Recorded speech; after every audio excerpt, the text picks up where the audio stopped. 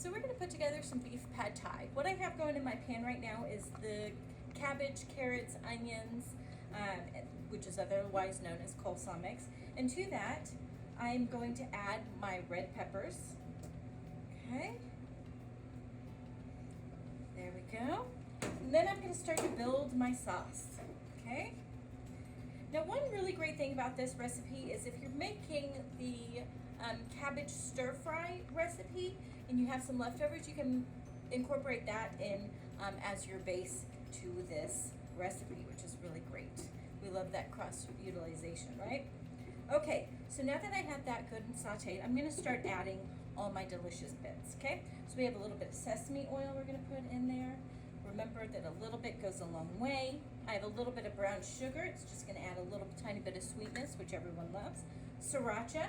Now remember that if you're making this for littles, maybe you have some littles that are not so keen on spicy, so you can dial that back or even omit that from the recipe. But if you're making it for middle schoolers or even high schoolers, they love that heat. So either you can scale it up or just add the regular amount, okay?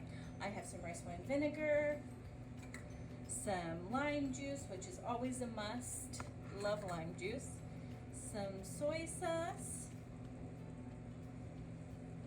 some teriyaki sauce, okay, and hoisin sauce. Now this is just going to form the base of your pad thai. It's going to give you a lovely, lovely sauce. I'm going to just heat that up. The sauce is going to be thin, but remember that your noodles are going to soak a lot of that up, as well as your beef, okay? So I have pre-cooked crumbles here. If you're going to be using raw beef, go ahead and cook it off before drain it.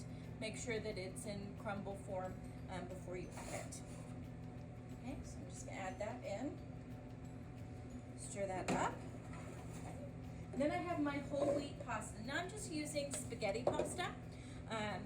And that works out really, really well as, you know, your lo mein noodle or your Asian noodle, okay? So I'm just gonna stir this up. Continue to heat it through.